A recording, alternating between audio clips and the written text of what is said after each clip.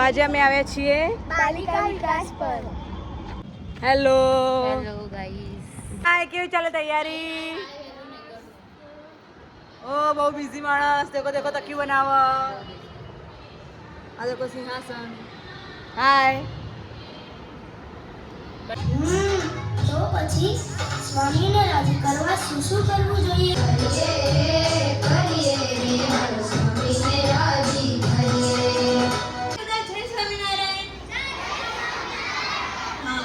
ચલો ગેમ રમવી છે. આ જ્યાં જાય ને ત્યાં તમારે આમ આમ આમ એવું થવાનું, બરાબર? આમ થાય તો કેવી રીતે થવાનું? આ બાજુ થવાનું. આ બાજુ થાય તો આ બાજુ આગળ થાય તો પાછળ થાય તો અને વાહ ભાઈ વાહ, બધા સરસ હા પાડે છે. ઉપર ઉપર ઉપર, નીચે ઉપર, નીચે, સાઈડમાં સાઈડમાં, દોડ દોડ દોડ દોડ દોડ દોડ, ચક્કર ના આવે. આપણે બધે કઈ રીતે રાજી કર્યા છે સત્પુરુષને? એ દાદા દાદી એ બધા જ જે ના આપી શકે ને એવું સ્વામી બાપા આપણને આપે છે. તો દુનિયામાં એકમાત્ર સ્વામી બાપા જ છે સત્સંગ દીક્ષા આપણને એમને ભેટ આપી છે અને આપણે એમને ખાલી મુખપાટ કરીને એમને પાછી એમને રાજી કરવાના છે. રામ હોય તે રાજા થાય, ગુંડા પ્રારંભ રૂડા થાય, વિઘ્નો સગળા દૂર થાય, અંતે અક્ષરધામ પમાય. કે હું ડાકુ વાલેરા વરું આખા મલકનો ઉતાર બન.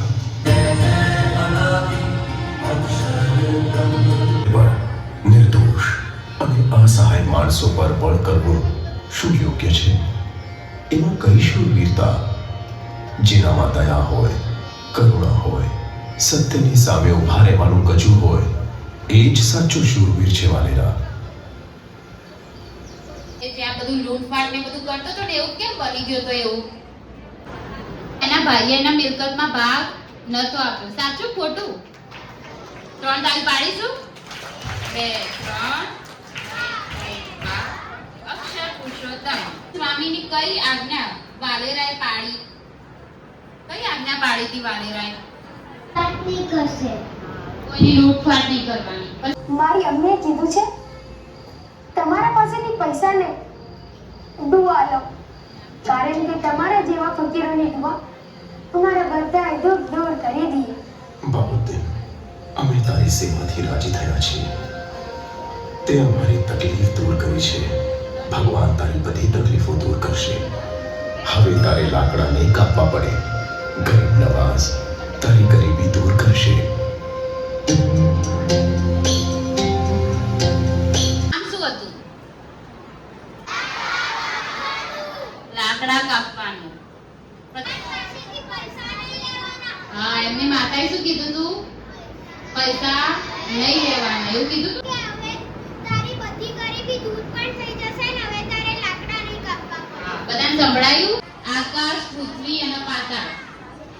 બધા રમશો ને? પાતાળ, પૃથ્વી,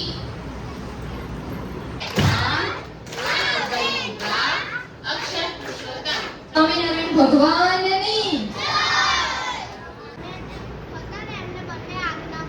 વેરી ગુડ. એ બંને શું કર્યું? ગુણાતીતાનંદ સ્વામીની આજ્ઞા પાડી એટલે એમનો રાજીપો મળ્યો. કેવો રાજીપો મળ્યો? બાઉદ્દીન તો મુસલમાન હતો અને લાકડા કાપતો હતો તો શું થઈ ગયું? એના રાજ્યનો દિવાન બની ગયો, હે ને? તો આપણે બધા બી જો મોહન સ્વામી મહારાજની આજ્ઞાનું પાલન કરીશું તો આપણા બધા ઉપર બી બાબા રાજી થશે ને. તો તમારે બધાને જે જોઈતું હશે એ બાબા તમને બધાના સંકલ્પો પૂરા કરશે ને, હે ને? તો હમણાં બધી બાલિકાઓએ મોહન સ્વામી મહારાજનો રાજીપો લીધો તો ખરી. કોણ હશે એ બાલિકાઓ? તમને બધાને જાણવું છે? હે, શું હતું? મોહન સ્વામી મહારાજે કંઈ કીધું તું બાલિકાઓ કરવાનું? શું કીધું તું? સત્સંગ દીક્ષા.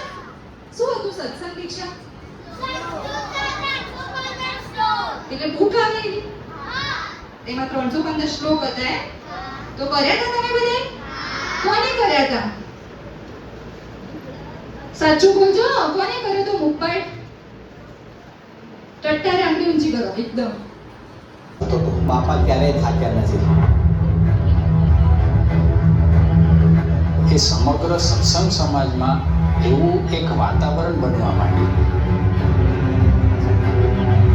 મહંત સ્વામી મહારાજે પોતે આપ્યું. The Bardock taught me. અને ડંકો વાગશે આપણી આંખો ફાટી જાય. 3 થી 13 વર્ષના 15,000 students. ये युग परिवर्तन का एक अवसर है. મોટા મોટા મહાનુભાવ પણ આ બાળકો જોઈને અભિભૂત થઈ જતા. અને સ્વામી દિવાળીના દિવસે અક્ષરવેદીમાં પોતે પધારે અને સ્વામી પ્રાર્થનાનું એક એક વાક્ય વાંચતા જાય અને મહારાજ સ્વામીને આ બાળકો માટે અરજી કરતા જાય. આ દ્રશ્ય ખરેખર કલ્પનાતીત હતું. આ નાના નાના ભૂલકાઓને ક્યારેય ભૂલ્યા નથી. અને સ્વામીનું તમે મુખારબિંદ જુઓ એ વખતે. આખા વર્ષ દરમિયાન આ મિશન રાજીપા માટે બાપાએ શું શું કર્યું છે ને એ તો કોઈને કલ્પના પણ નહીં હોય.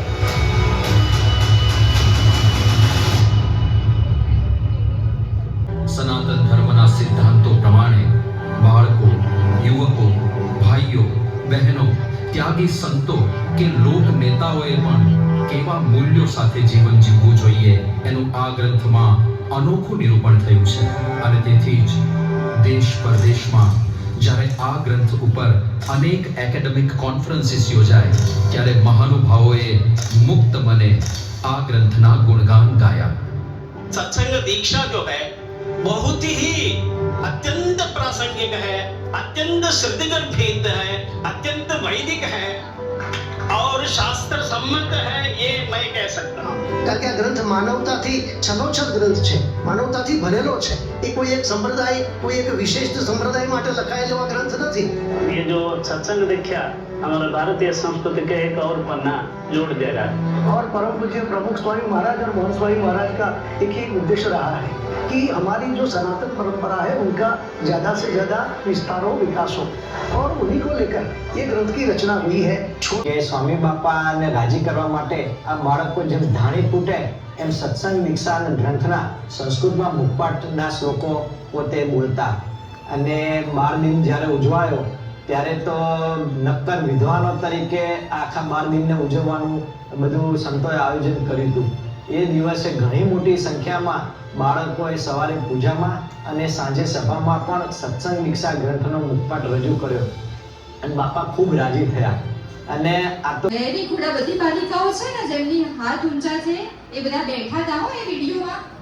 એ બધા હતા, એ બધાએ બાપાના નજીકથી દર્શન બી કર્યા, બાપાનો રાજીપો બી લીધો અને શું કર્યું?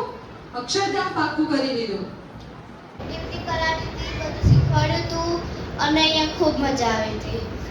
પછી આપણે જ્યારે સંપર્કમાં જઈએ ને કોઈના ઘરે એટલે આપણે ડાયરેક્ટ તો જવાય નહીં, પહેલા એમનો રેફરન્સ લેવાનો. એ હા પાડે તો એમના ઘરે જવાય અને એમના ઘરે જઈએ પછી એમને આપણે પૂછવાનું, એમને હા પાડે તો એમના ઘરે જવાનું. અને એમના ઘરે ગયા પહેલા આપણે કાર્યકરો, આપણા જોડે એક કાર્યકર હશે, 3 બાલિકા હશે, એવી રીતે ગ્રુપ બનાવવાના.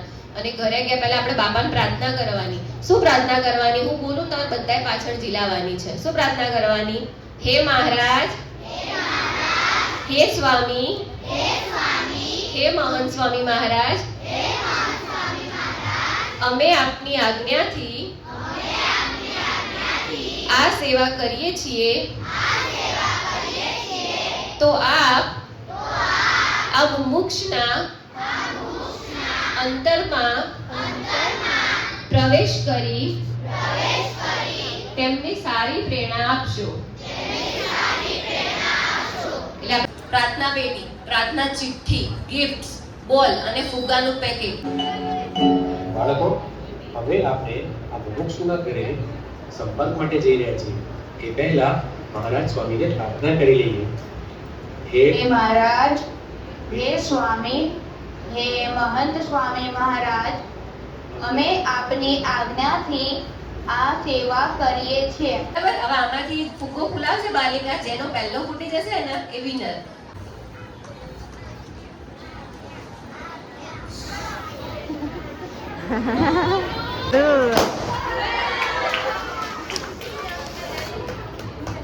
ચલો નિયતિ વિનર થઈ ગઈ. આપણે એના માટે 3 તાળીનું માન આપીશું. 1 2 3 અક્ષર પુરુષોત્તમ.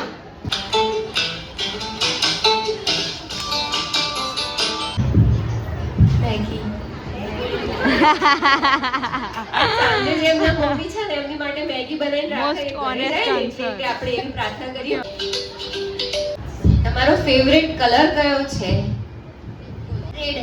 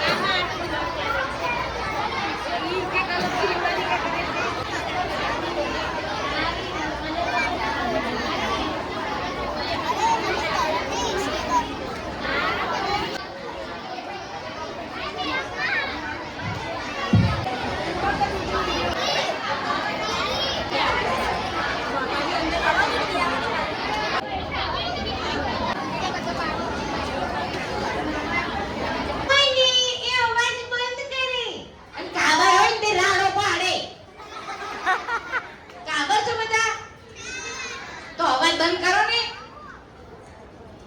બસ એકદમ આવું સાયલેન્ટ રહેવું જોઈએ. તો અહીંયા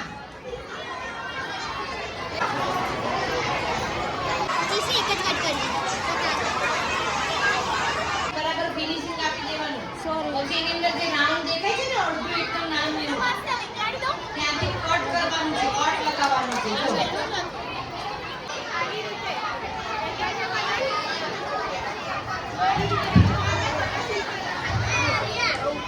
Priyanshi madam.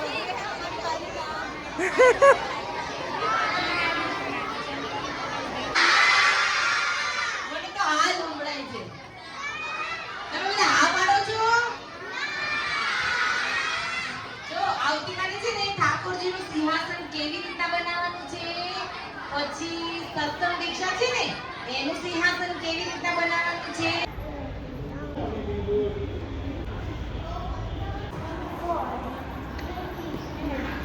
Like share and subscribe to my channel artistic Dhara. मिलते हैं कल नए व्लॉग में. Thank you so much for watching. Bye.